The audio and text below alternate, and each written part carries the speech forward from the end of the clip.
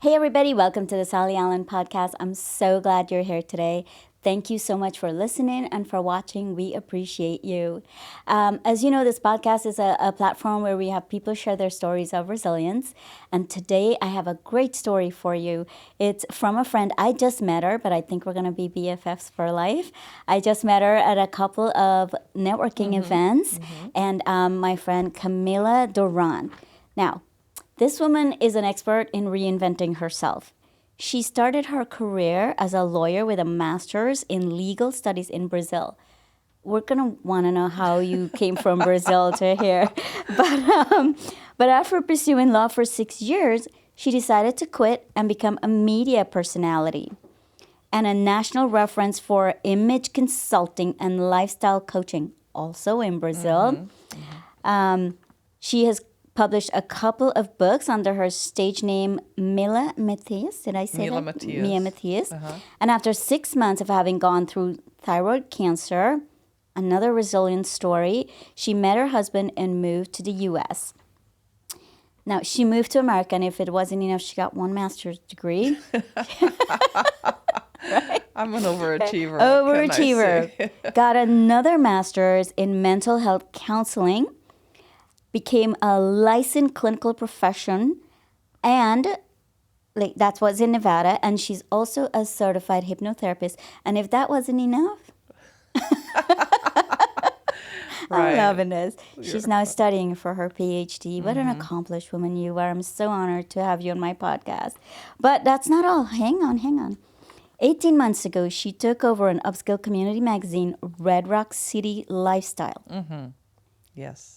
You're going to have to tell us that switch. That's a big switch. I'm reinventing myself. You're reinventing You introduced me. That was your first sentence. She is an expert in reinventing herself.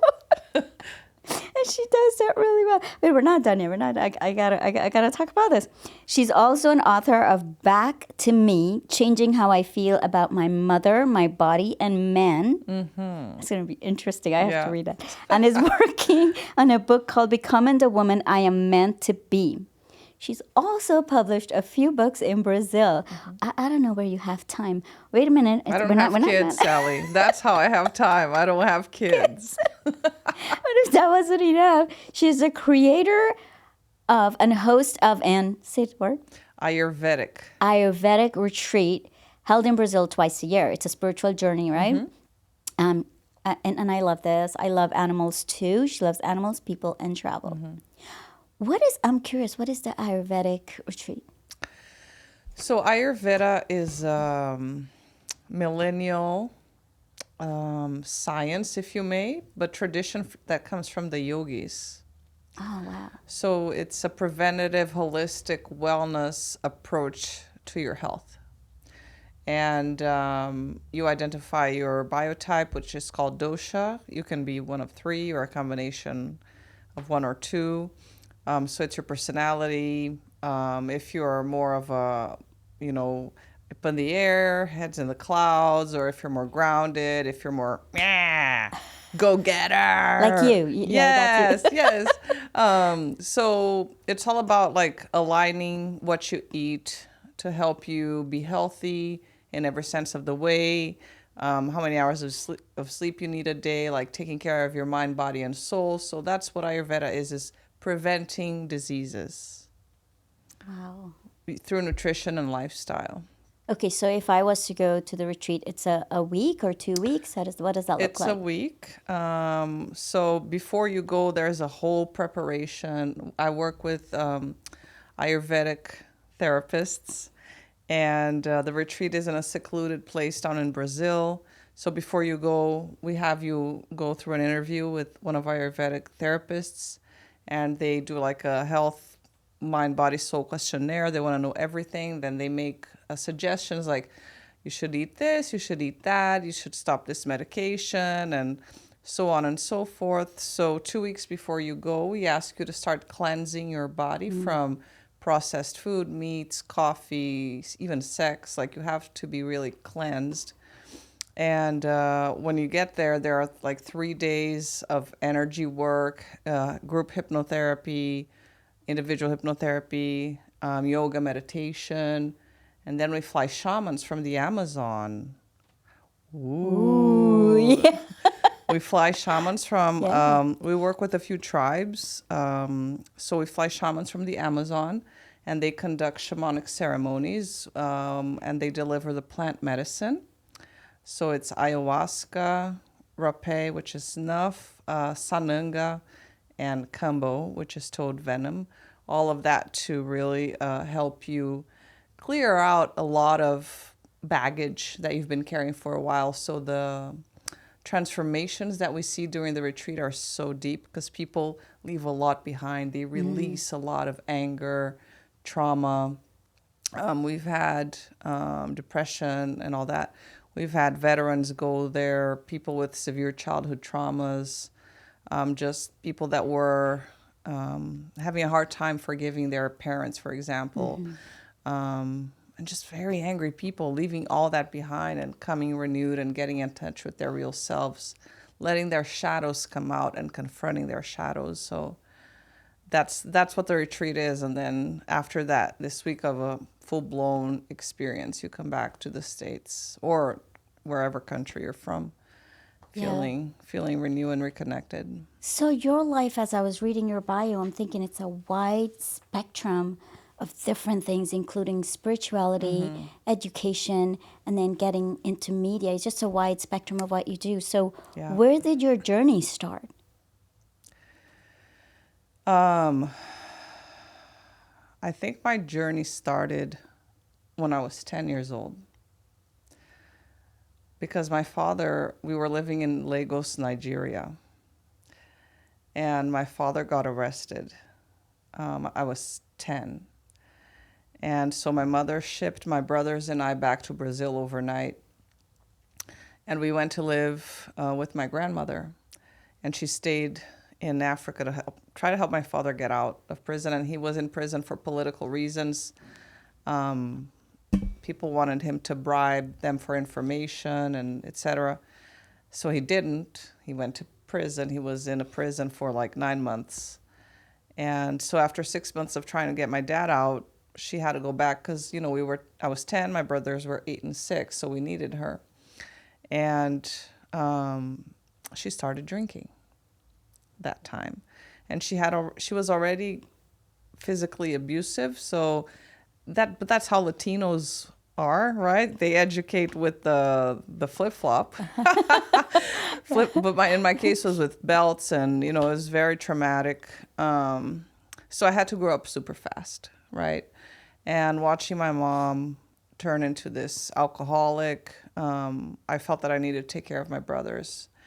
And when my dad eventually escaped, he was able to get out of prison. Then he was able to, after 6-8 months of just roaming the country without a passport because they had confiscated it from him, he got the Brazilian government to issue him a passport. Like my mom got the president of Brazil involved because the ambassador at the time, the consul, I don't remember. It's in my book, but I don't remember. I wrote it a long time ago. They issued him a passport, and he took like a little boat somewhere in Africa. Then he took another boat, and then he ended up, he flew to Paris, and then from Paris he took a plane back to São Paulo, and all of this was like nobody knew what was going on. So one day, I think I was 12 years old, I was awake in my bedroom and I see this man in my doorway, and it's my dad. Like I never thought I was going to see him again. Yeah. But my mom was like full-blown alcoholic then, and just, growing up with an alcoholic parent is extremely difficult. And my dad kind of was emotionally unavailable at the time. So I became a very angry person, and I started to eat and eat and eat and eat and eat my feelings. And I, at one point, I weighed like 220 pounds, 230 pounds. And I'm 5'8". So, and I'm not like this super big, framed girl. And then, I don't know, at 17, I turned to my intuition, and I started to read books from Paulo Coelho, that Brazilian author. Yeah. My first book was Brita. And I don't know, it just sparked an interest in spirituality. And I started to, kind of tune into myself. I started meditating at 20. I dropped out of law school to go on a sabbatical, to never go back to Brazil, actually, because I didn't want to see my mother anymore. But I wanted going back to Brazil. I finished law school, but then it's just, that's when it started. It's like a survival thing. So, and since then, spirituality has been a part of my life. Yeah. And I've relied on it to get me where I am today. So I know you're going to ask me, because you already hinted, how did you get here today? So, yeah.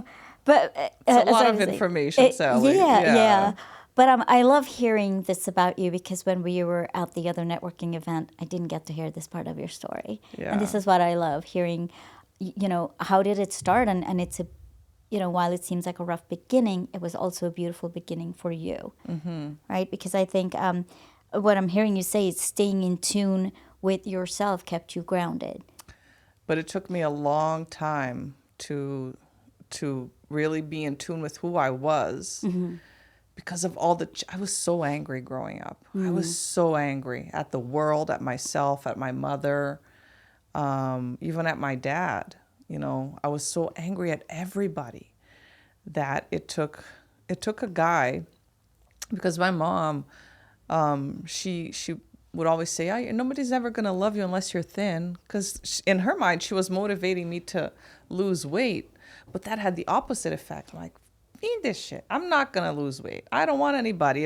If a relationship looks like yours and dad, I don't want it. Like, I don't want to be you. Yeah. So I actually had a very masculine energy. And that's part of why I went and got my master's and I did this and I did that, is because, like, I'm an overachiever, and usually overachievers have wounds. Yeah. Right? It's a survival mode, right?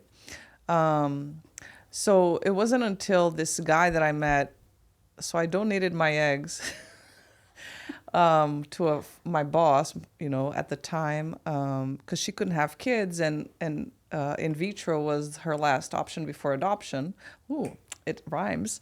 Her last option before adoption. That was a good one. Yeah. So she asked me, and I had only started working for that company like 2 months prior, and she said, Camilla, I've been trying to get pregnant, but I've been having a hard time conceiving. And, I talked to the doctor yesterday, and the last thing before adoption is, egg donation. I'm like, oh, okay. This was back in 1999. In Brazil, nobody had heard about that. And Frida is American. And I said, oh, that's so interesting. She's like, yeah, would you do it? I'm like, sure. She's like, seriously? Don't you have to talk to your parents? I'm like, I'm 23 years old. Like, no. She's like, don't you have to talk to your therapist? I quit therapy 3 weeks ago. No worries, I'll do it. She's like, oh, okay. So she made an appointment with the doctor. I went the next day, filled out this questionnaire. They were aware of my mom's alcoholism. That comes also from her, her dad. Like, it's a familial thing. Anyway, I started this process, and Frida said, Camilla, let me give you a round trip to Australia to see your best friend, whom I had met in London because of my sabbatical. Her name is Maria. We're friends till this day. And I said, okay, no problem. So, I went through the process. I donated 16 eggs to her. And it was so hard to pee like every single time, because I had 16 eggs inside of me, like pressing on my bladder. I had to pee all the time. I felt like I was pregnant. And so anyway, during this journey, I met a guy named Emil. And he was so gorgeous South African guy in Johannesburg, because there was a night layover from Sao Paulo to Australia and the flight that I chose. And, I met him because, again, I'm in Johannesburg. What am I going to do? I have to stay here for several hours. So I hired a tour guide to take me on a tour. And this guy with his white van shows up. There's this assistant, like, helping him out. And he takes me around town and to, the things that I wanted to do. And then he said, oh, would you like to see the nightlife? I'm like, sure. And I was overweight, and I wore braces. Still at like 24, I was wearing braces. And anyway, that night we were together, and I kissed him. And so he left me at the hotel. The next day he came back. He's like, oh, when you come back to Brazil, just, stop by for a few days so we can get to know each other better. I'm like, okay, sure. And I went to Australia. And in Australia, I'm like, oh my God, that guy's gorgeous. Like, and he paid attention to me. I'm fat. Like, who would want to be with me? Yeah. Right? Yeah. Because I was still in the self-hatred part of my life. So, and I couldn't stop thinking about the guy. So what it was to become a 3 months in Australia became 2. And then I called him one day. I said, hey, Emil, I'm coming to South Africa because I'm going back to Brazil early. It's like, okay, pick me up. At this time, I'll be at the airport. And I had gained like 20 pounds during my trip, right? So I'm even fatter when I arrive. But when he saw me at the airport, he had this huge smile on his face. And I'm like, oh my God, this guy's so handsome. I'm like, melting, drooling. Do you think you're surprised that he paid so much attention to you because you weren't getting this attention from your mom? It was quite so opposite. Your self-image, right? The way she focused on it, and here's somebody else, like, just not caring. I think he saw through who I was, like through all the layers of fat and hatred, right? So we went there, and on the way, he's like, so where are you staying? On the car. I'm like, oh, I'm staying with you. Oh. I didn't book any hotels. Like, I didn't have any money to book hotels. Like, I'm staying with you. It's like, oh, okay. So anyway, what was supposed to have been a week turned out into a month. So I stayed with him in a month. We camped all over South Africa, and I went back to Brazil with the goal was to like finish or pass the bar and then move to South Africa. But then he got this girl pregnant while I was in Brazil, and it broke my heart. But before he got this girl pregnant, he went to Brazil to spend Carnival. And when he left, my mom was like, Camilla, Emil is so handsome. Why don't you lose some weight for him? And that triggered something in me. That triggered something in me. I'm like, you know what? This guy doesn't care about how I look. I am capable of being loved regardless of how I look. I'm amazing. And I fell in love with myself. That moment, I fell in love with myself. So then I started to lose weight naturally. I didn't have to diet. I didn't have to do anything. I didn't have that void that needed to be filled anymore with food. And it took me 3.5 years, and I finally was at a very nice weight. Yes. And so then I was discovering what it was like to be a woman again, or ever. I had never gotten in touch with my feminine side because no clothes fit me. I would always wear like a tent type shirt, So I think also, before you lost the weight and you start loving yourself, right? Were you trying to prove to your mom or prove to somebody? Because it sounds like you're trying to prove yourself, all these things. What were you trying to prove, or who were you trying to prove to? What was driving you? Girl, I wasn't trying to prove anything. I was trying to survive. Just survive and do the best I can and to be loved. That's what I was trying to do, is trying to feel loved. Yeah, and so and sex was really the way that I felt close to guys and I felt loved. Yeah. Right. But that drive to get your MBA and pass the bar and everything. Oh, what was the driver for that? The drive for that was like, I don't know. To be honest, every decision that I've ever made in my life, Sally, has never come from thinking. Interesting. It always comes from my heart, my intuition, my gut, which is God telling me what to do. So you should go get a master's degree. Okay. You should go get a PhD. Okay. So I hear, I feel, nowadays I meditate every day. Yeah. I do yoga 4 times a week, 5 times. And I feel my energy just vibrate in my 3rd chakra. Yeah. And that's when I know, I got to do this. I've never, even moving to the States, I met my husband on a Thursday. On Friday, we're getting married, right? 2 months later, I was here, definitely. Or indefinitely, I'm still here 10 years later. So no decision that I've ever made in my life. The magazine, I was meditating for abundance. and it showed up. The cancer. I asked for God to give me my ultimate lesson in life, so I could truly be happy. I could smell the fulfillment. My fulfillment Yeah. was so close. Like, I was on TV, I was publishing books, I was giving interviews in Brazil, like, networking and at events, getting notoriety and whatnot, making money. But I felt there was something missing. Yeah. So, we have a tradition in Brazil. This is funny. We have a tradition in Brazil. So on the New Year's, the passage from like the 31st to the 1st of January, we have a tradition, like we choose a color panties that we want to wear to manifest whatever the year later. Oh. So if you want money, you wear yellow panties or yellow underwear for guys. If you want passion, you wear like red. Love, it's pink, whatever. So, that year I said, I'm not going to wear any panties. Oh, okay. I'm going to let God Let God decide what I decide, need. yeah. I'm Yeah. just going to let God decide what I need.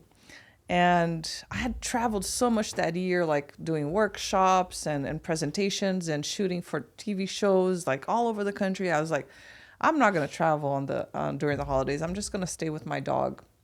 Yeah. And my best friend was there. He was staying. I'm like, just come join us. And I told him that I wasn't going to wear any panties. He's like, okay, I'm taking my underwear as well. I'm like, all right, do you, man. You do you. So at 11:59, I went to the bathroom. I just put on like this nightgown and I opened the windows to my apartment. And I lived on the 9th floor.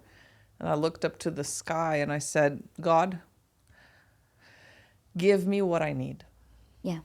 I know that there is something missing for me to go through that will allow me to be truly happy and find fulfillment.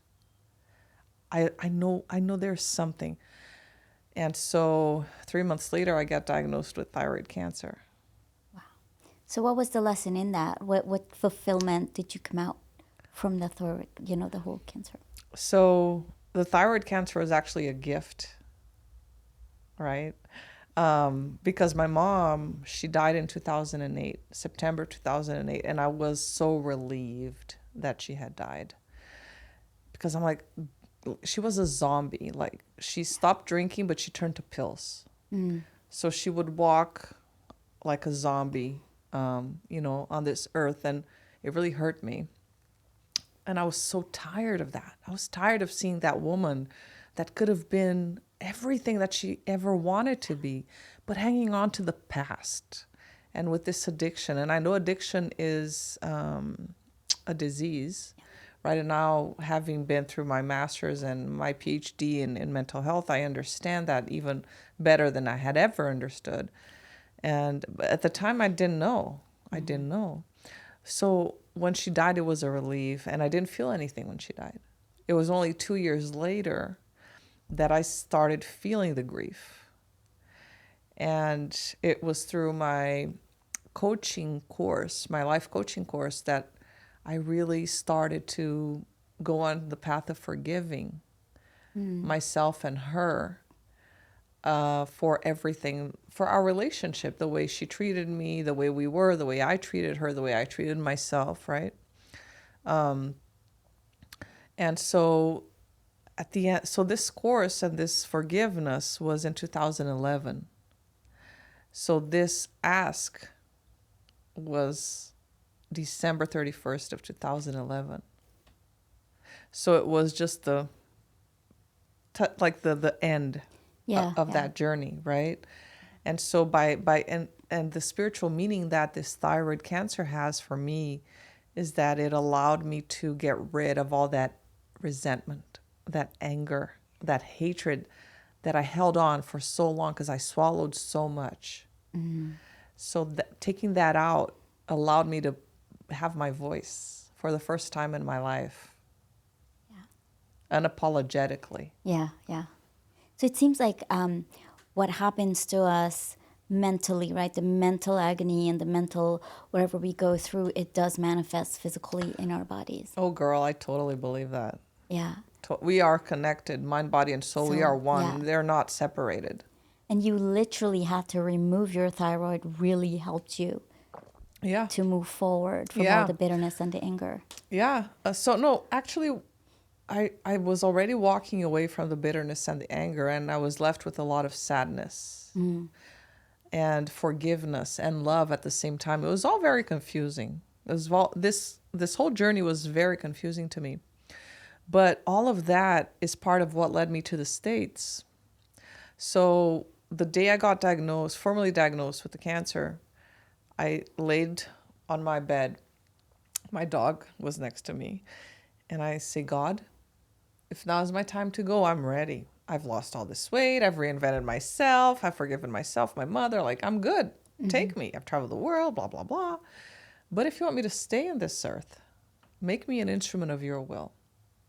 And put me in front of people that I can truly help be happy and reach their maximum, highest potential. So, and I made this deal. All right, forgot about it, right? Then I had my surgery, my treatment. And 6 months later, I come to this wedding in Alabama. And I come to the wedding of the youngest child of a family that I lived with back in 1991 as an exchange student in Montgomery, Alabama. And that's when I meet my husband, who was the oldest son that I had never met. That's another crazy story. Wow. Like, my life is full of these stories. God, because really, I'm just the vessel, right? Yeah. I allow magic and miracles to happen. That's why I've I've learned how to not make any decisions and let him guide me. God, the universe, whatever name you want to give it, guide me. Yeah. And so I met him at the 7th floor landing of the hotel. I'm like, who's this guy? I want him. And again, we went all like a party of 21. We went out to dinner. Then we went back to the hotel. I looked at my phone. I'm like, these Americans, they go to sleep early. It was 9:30 p.m. I'm like, I'm just going to go to my room. So I had my pajamas on and I hear this knock on the door and I was barefoot. And I had like a ponytail, already had taken my makeup off. I hear a knock on the door and it's Barbara, my host mom from the exchange program, and Lee. I'm like, oh shit. And I step out of my room and I lock myself out. And I'm in my pajamas and barefoot. And I'm like, geez. They're like, oh, we're going to the bar. You want to go? I'm like, oh, you're going to the bar? Okay, let's go. But I got to change. Let me get another key because I locked myself out. So we go to the reception and Lee's like really close. I'm like, man, this guy's weird. Why is he so close to me? You know, like, yeah, he's like handsome, but give me some space, dude. So I'm like, I got the key and I'm like, all right, I'm going up to my room to change. He's like, do you really need to change? I'm like, I don't. He's like, no. I'm like, okay. So I go to the hotel bar in my pajamas, barefoot, and the whole wedding reception guests are there. And they look at me and I'm like, okay, whatever. Nothing's happening. So we sit down. We have to share a chair. And we order our drinks and then we're talking and everybody, blah, blah, blah. Everybody starts leaving. Then we sit at the bar and we order another drink. And I kiss him. I have this habit, Sally. So I kiss him and I'm like, oh my God, that's a good kiss. Camilla, you're very confident and forward, I have to say. All these things you're doing. I'm going to your hotel. Yes. To your house. But see, if I had thought, I would never have done it. They're like filter, man, because you start filtering things, right? When you think too much. And then you lose all this funny stuff. And the courage. So I was kissing him, and then I'm like, I'm tired, dude. I think I'm going to go up to my room. And he's like, what? I'm like, do you want to come with me? He's like, yeah. I'm like, okay. And we've been together ever since. That's a beautiful story. That's a beautiful story. Yeah. So you don't overanalyze anything. I try not to. You try not to. Yeah. And that, in turn, has helped you to be successful, right? And be that, what we call you here, the expert in reinventing yourself. Yes. Yeah. What would you say to people who overanalyze and they just overthink stuff? They're missing out. I think that they're missing out because when you overthink, you're projecting the future. And I've recently started listening to Gabby Bernstein and reading her books. She's a spiritual teacher. Because, recently with all this thyroid medication, I've changed doctors, and for the past few months, I've been struggling with the hormone dosage. And I feel like I've lost some control, which I've never had control. It's like, it's been weird. It's affected my mood, my energy, and I don't know. I just feel like I have to tune into her spirituality a little more intensely now to help me get through things. And she has a sentence. It's like, release your past. No, it's forgive your past, release the future, and embrace the present, right? And when we overthink things, we're either thinking about things that we coulda, shoulda, woulda done, or overthinking about something in the future. Oh, if this happens, if that happens, so we miss out on the present moment where the magic, the miracles are. Yeah. So what I would say to you who overthink is ground yourself in the present. How do you do that? Return to your breath. It's so easy. Because I still, even though I run the magazine 95% of my time, I still see a few clients for therapy, hypnotherapy. Yeah. And this is a conversation that I always have. Return to your breath. Because when you return to your breath, you come back to the present moment. And when you return to your breath, you're not in your brain, you're not in your mind, you're not on your ego. You're really with your essence and who you are. Yeah. Thank you for sharing that. I just love hearing this side of your story. You're a very driven and powerful woman, but to hear the vulnerable side of your story, I think it's so important so people get to know who you really truly are. Because you don't get to share this when you go to those networking events like this. No. Yeah. And not everybody wants to hear it. Yeah. Not everybody's ready to hear it because they might recognize themselves in me, and they don't want to face that yet. They're not ready. They might not ever be ready to face that in this lifetime. Yeah. Right. Yeah. So I'm happy to share, because it's life. We all go through a lot of struggles and traumas. I saw you for the first time when you were sharing your story. Yeah. On the Friday before that event where you saw me, like we changed We changed positions, right? You were on yeah. the stage, I was watching you, and then all of a sudden I was on stage and you were watching me. But this is what makes us human. Yes. Right? Absolutely. And resilient. Like your topic is resilience. Yes, and you are a very resilient woman, and I want to thank you so much for just being so incredible on the podcast today. Do you have a takeaway for our audience? Are we done already? Oh, my stars. That was flew by. It flew by. The time's going. Yes, Austin, I see 0, 0 there. Okay, so we are it's done. We're wrapping up. Okay. So my takeaway, what I would like to say is take risks. Life's too short. Get out of your head, get into your heart. And forgive your past. When you make peace with your past, you are able to unlock so many gifts. Yeah. And really embrace the present moment, because this is when life happens, is right now. Yeah. Thank you for sharing that. I love it. And for me, my takeaway is don't overanalyze. Don't stay in your head. Just sometimes you go with your gut feeling. And I love that, trying to project the past as opposed to living in the present. So thank you again for, sharing on our podcast. If you are listening, we want to thank you for listening. Until we see you next time. Bye.